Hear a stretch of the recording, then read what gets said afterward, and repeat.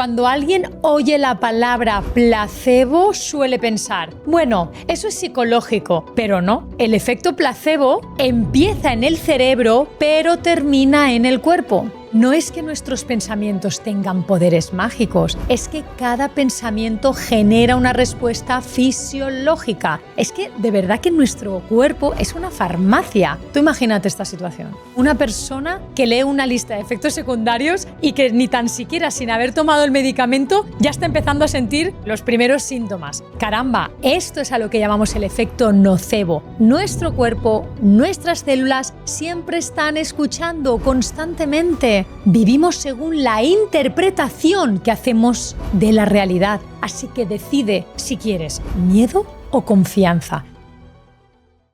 Bienvenidas y bienvenidos a un episodio más de Salud en Frecuencia. Hoy quiero dedicarle este episodio a un término que yo siento que se ha malinterpretado, que no se entiende, que cada vez que lo utilizamos se le da un sentido peyorativo, como si fuera algo malversado. Y hoy vais a comprender que el efecto placebo, y también os explicaré el efecto nocebo, tiene mucho más sentido del que imaginamos y es gracias a él que hemos podido comprender la gran importancia que tienen nuestros pensamientos y nuestra intención sobre nuestra biología. Espero que disfrutes del episodio y empezamos.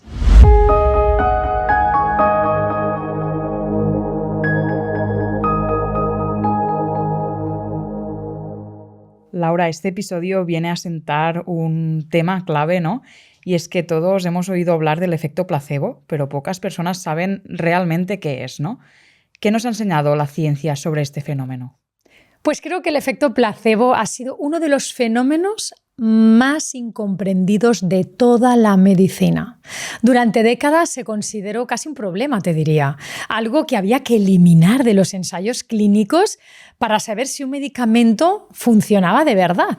Pero con el tiempo ocurrió algo fascinante y es que la ciencia dejó de preguntarse cómo eliminar el efecto placebo y empezó a preguntarse por qué existía el efecto placebo.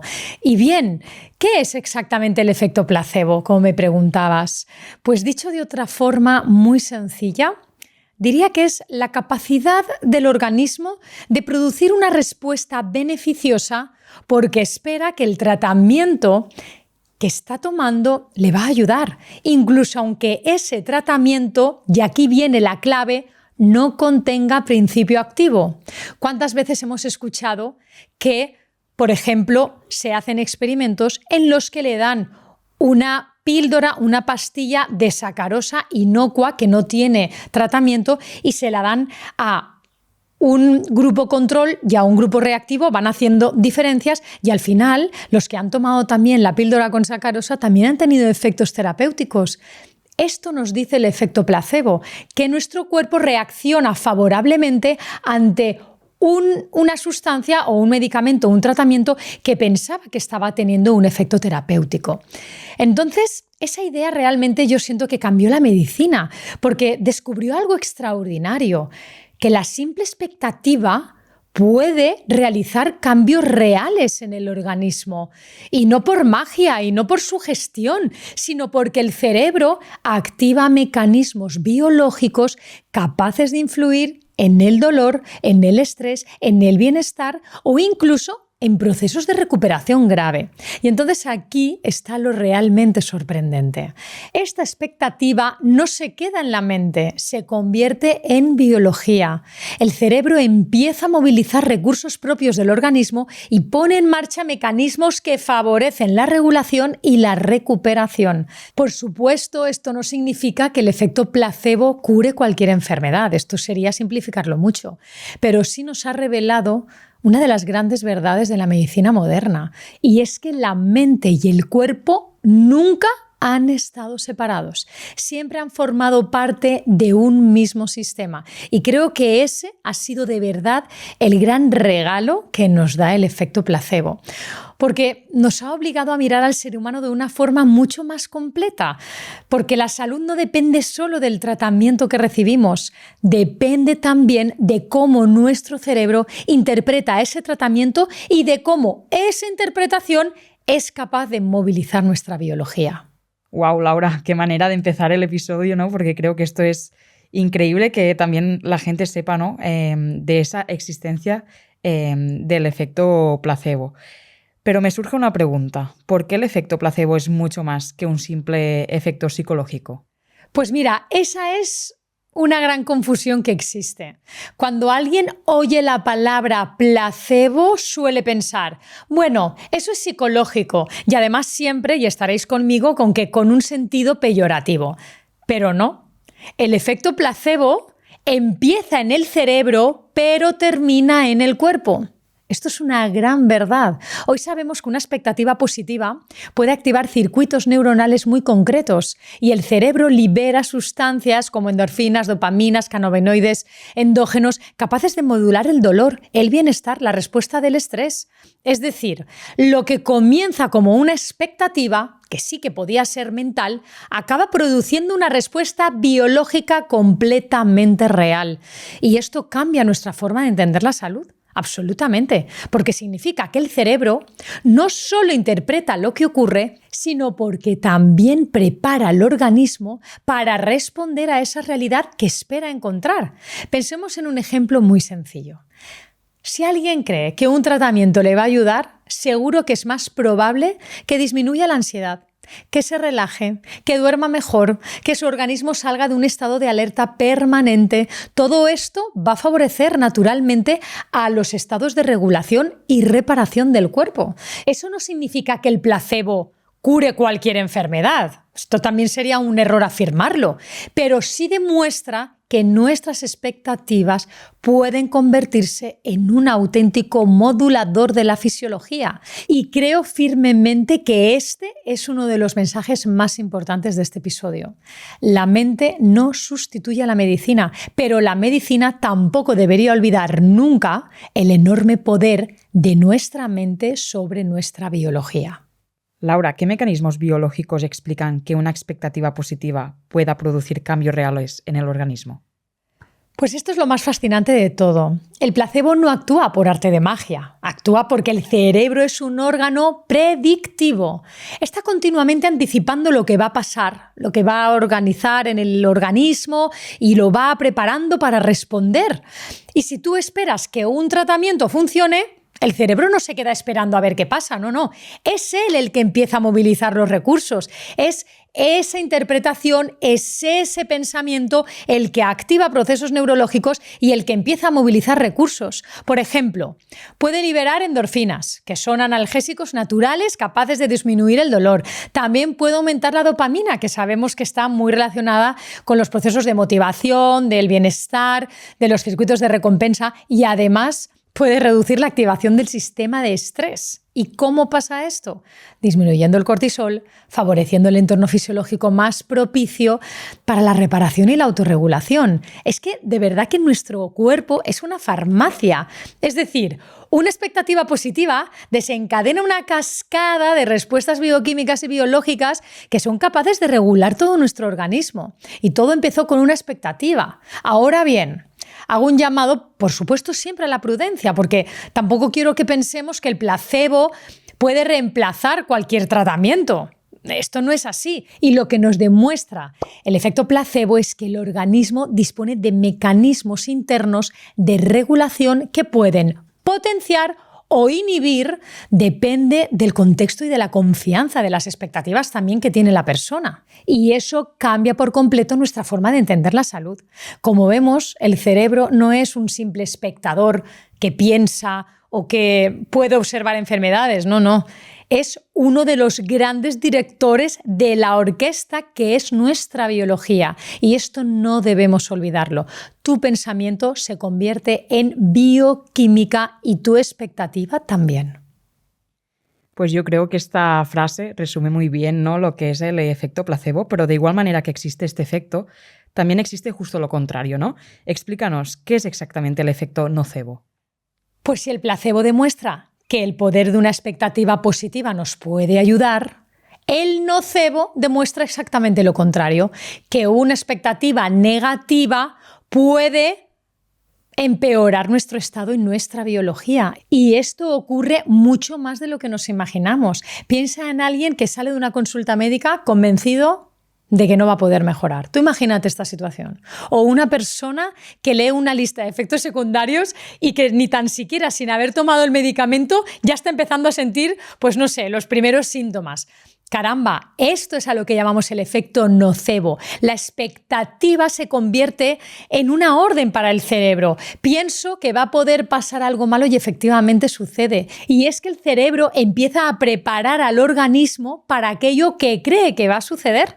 Y lo más sorprendente es que no hace falta que exista un peligro real. No, porque acordémonos que es solo un pensamiento, que es una expectativa. Basta con que el cerebro interprete algo como una amenaza para que entonces se active el sistema de estrés, que aumente la vigilancia, que modifique la respiración, que te aumenta la tensión muscular y tu frecuencia cardíaca. Y de ahí empieza a activarse el cortisol y de verdad que entras en un auténtico colapso. Y si esa situación se mantiene durante mucho tiempo, esa respuesta al final va a afectar a tu descanso, va a afectar al sistema inmunológico, va a afectar a la recuperación. Por eso las palabras tienen tanto peso, tienen tanto poder en nosotros, porque lo que nos decimos, lo que nos hablamos, lo que pensamos, también lo que recibimos de los demás, al final el cerebro lo está escuchando constantemente. Y ese lenguaje que interpretamos, que en realidad es la realidad que estamos interpretando a través del pensamiento, es lo que actúa como la consecuencia que impacta en tu biología.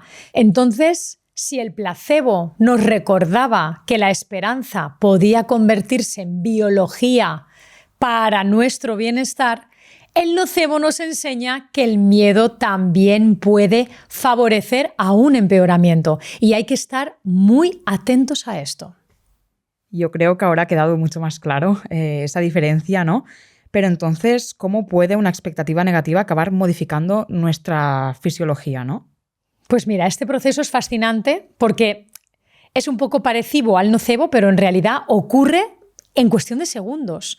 Todo empieza con un pensamiento. Al final siempre empieza con un pensamiento. Seguro que esto va a salir mal, nunca me voy a curar, con mi edad esto ya no tiene solución.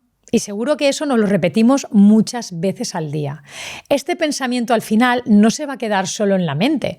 Este pensamiento lo va a interpretar el cerebro y es que aquí es donde viene la clave.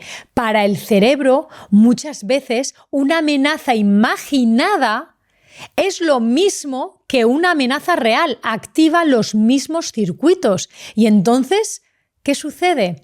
Pues que el organismo se prepara para sobrevivir y activa el sistema nervioso simpático, activa el estado de defensa y de protección, aumenta el cortisol, tensa la musculatura, se acelera tu corazón, tu respiración.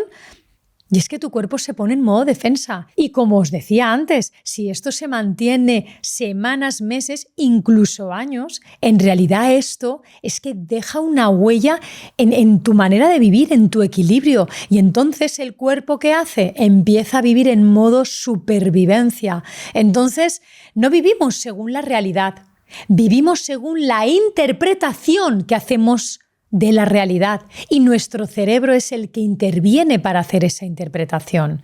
Y cuando esa interpretación es constante, es donde altera la biología, donde la modifica y donde viene el verdadero peligro. Porque no es que nuestros pensamientos tengan poderes mágicos, es que cada pensamiento genera una respuesta fisiológica y esa respuesta repetida miles de veces acaba construyéndose pues, en una forma de funcionar, en una nueva fisiología de tu cuerpo. Por eso debemos cuidar tanto el lenguaje, por eso debemos elegir qué nos decimos para cuidar de nuestra salud, porque cada frase repetida, cada día, durante cada semana, puede acabar convirtiéndose en un programa biológico.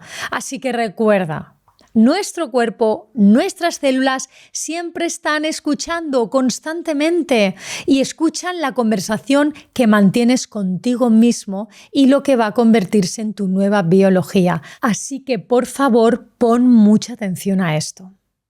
Laura, en este sentido me surge una duda y es que creo que vivimos expuestos a pequeños efectos placebo y nocebo cada día sin ser conscientes, ¿no? Constantemente. De hecho, el placebo y el nocebo no aparecen solo en consultas o en hospitales, no. Vivimos cada día. De hecho, nuestra vida está llena de estos efectos, aunque a veces no les ponemos atención, pero son muy importantes. Piensa, por ejemplo, en alguien que cada invierno dice: es que me voy a resfriar cuando llegue el frío. O alguien que repite todo el tiempo: es que yo siempre tengo mala suerte. O es que mi espalda está destrozada y siempre me duele. O es que, no, yo es que soy muy nervioso. O es que esto nunca me va a salir. Claro, tú piensa en eso todo el tiempo. ¿Cuántas veces nos hacemos estas preguntas? Es que todo el tiempo nos estamos diciendo cosas así. Entonces, cada una de estas frases puede parecer inofensiva, pero el cerebro las escucha. El cerebro siempre está escuchando. Y cuanto más las repetimos, pues más las conviertes en una expectativa. ¿Y qué pasa con la expectativa? Que cuando la recibe tu cuerpo, cuando la repites una y otra vez, nuestro cuerpo actúa y responde con una biología determinada. Pero también ocurre al revés. Cuando una persona empieza un tratamiento con confianza, cuando siente que esto que está haciendo le puede salir bien y que es beneficioso para su salud, cuando cree de verdad que él puede mejorar, también pone en marcha mecanismos biológicos que van a favorecer esa recuperación. Pensemos en esto también. Entonces, por favor, estemos muy atentos. Por eso deberíamos ser muy cuidadosos con el lenguaje. Escucha muy bien tus palabras. Mide tus palabras, ten cuidado en cómo te hablas a ti o cómo le hablas a tus hijos o cómo le hablas a tus pacientes, porque las palabras no solo describen una realidad, muchas veces las palabras construyen esa realidad. Así que cada día estamos sembrando expectativas. Y la pregunta es: ¿están alimentando mi salud o la están limitando? Eso te lo deberías preguntar. Laura, como comentabas ahora, es un tema que no solo nos lo aplicamos a nosotros mismos, sino que también influye un profesional, ¿no?, que comunica un diagnóstico o acompaña a un paciente. ¿Qué papel juega esta persona?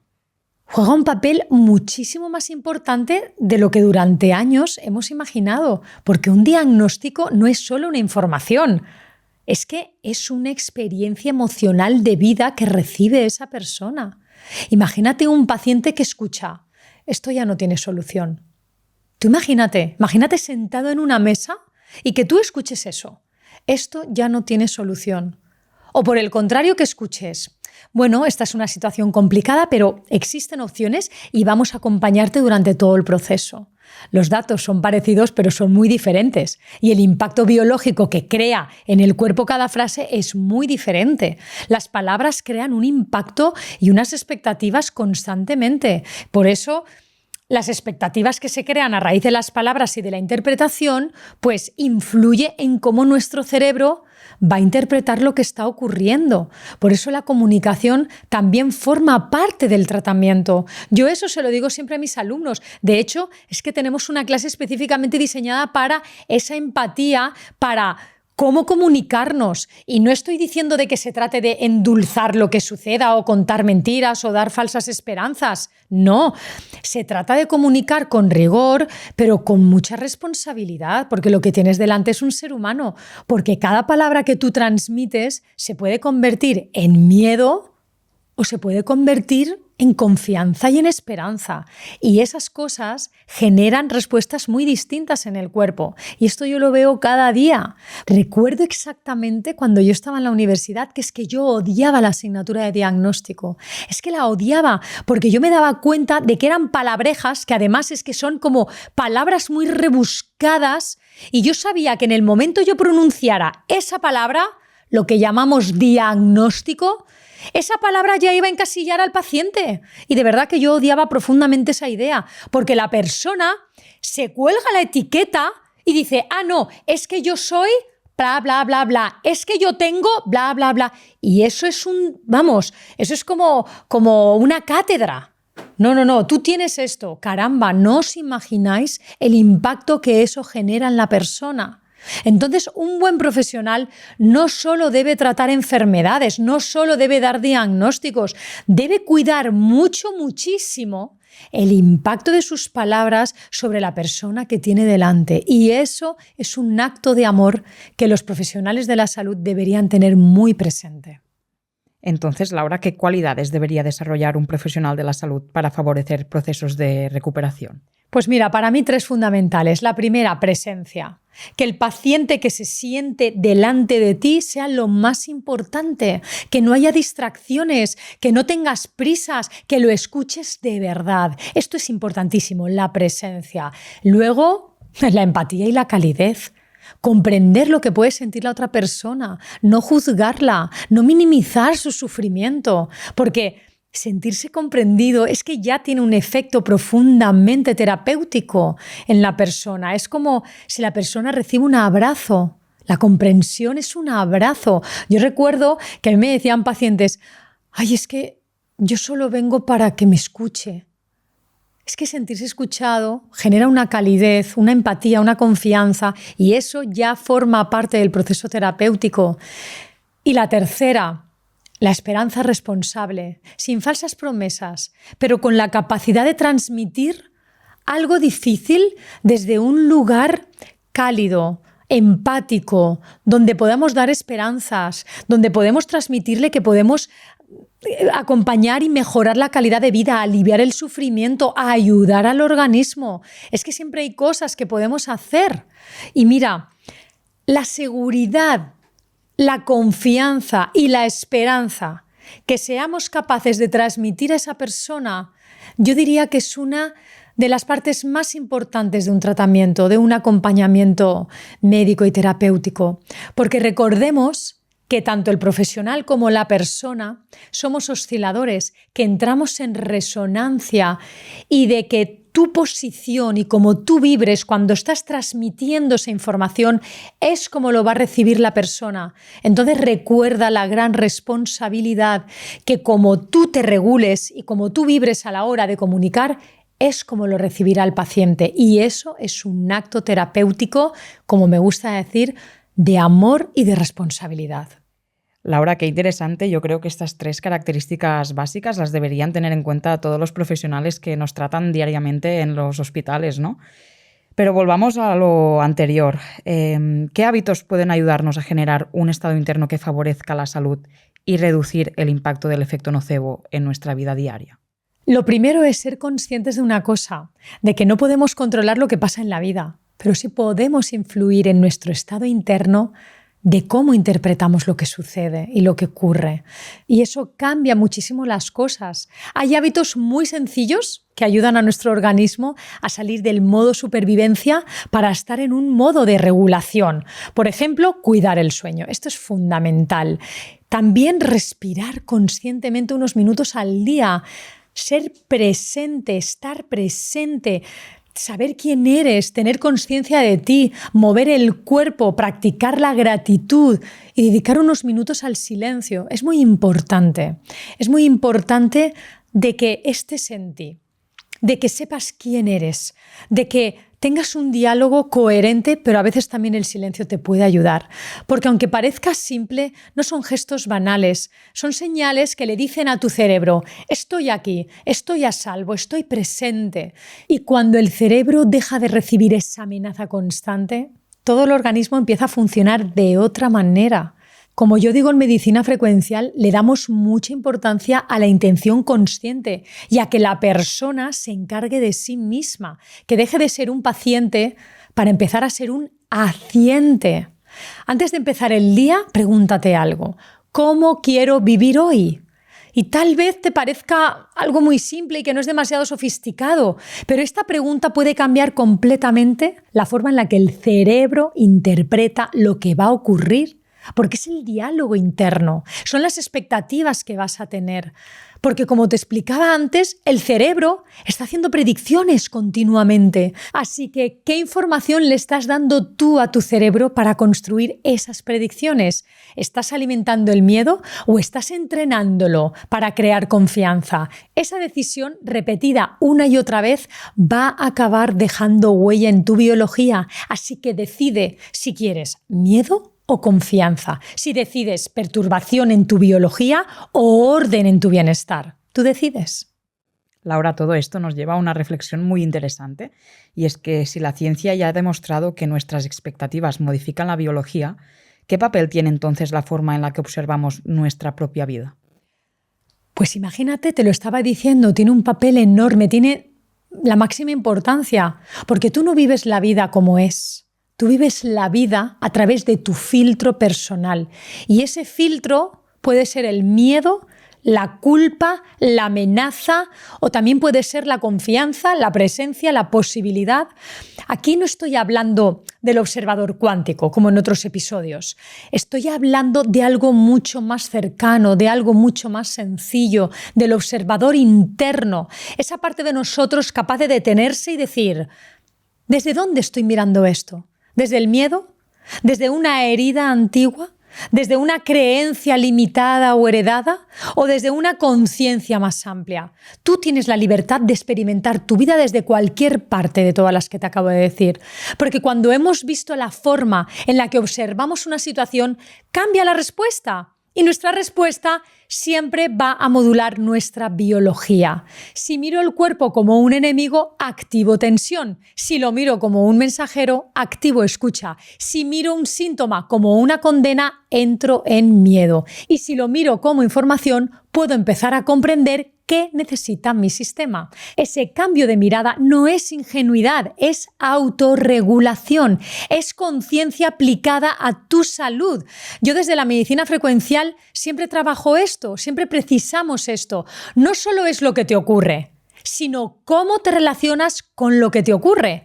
Al final nuestro cerebro siempre está interpretando, porque muchas veces no podemos cambiar inmediatamente la realidad externa, pero sí podemos cambiar nuestro estado interno, cómo lo interpreto, desde dónde lo habito, desde dónde lo miro. Y cuando cambia la mirada, cambia la respuesta. Y cuando cambia la respuesta, cambia tu biología. Y esto es una verdad rotunda. Entonces, ten mucha prudencia en cómo te miras. Wow, Laura, yo creo que es una frase para enmarcar, ¿no?, de este episodio.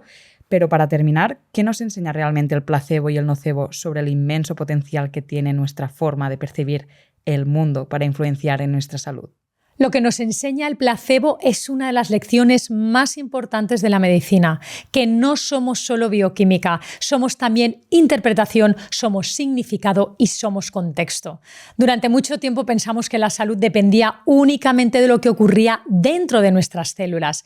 Hoy sabemos que también importa cómo el cerebro interpreta lo que estamos viviendo. Y eso cambia muchas cosas, porque significa que la forma en la que hablamos, la forma en la que pensamos, la forma en la que acompañamos a un paciente e incluso la forma en la que nos contamos nuestra propia historia también influye en nuestra biología. Y no estoy diciendo que una enfermedad desaparezca solo por cambiar de actitud. Lo que digo es algo mucho más profundo, que cada día, con cada pensamiento, estamos enviando información a nuestro organismo y esa información puede favorecer procesos de regulación o dificultarlos. Por eso la gran pregunta que me gustaría dejar hoy a quienes nos están escuchando es: ¿qué mensaje le estás enviando cada día a tu cuerpo? ¿Le estás diciendo que vive en un mundo de amenazas o le estás enseñando que todavía existen motivos para confiar, adaptarse y recuperarse? Porque quizá el mayor descubrimiento del efecto placebo no sea que la mente tenga poderes extraordinarios de forma global.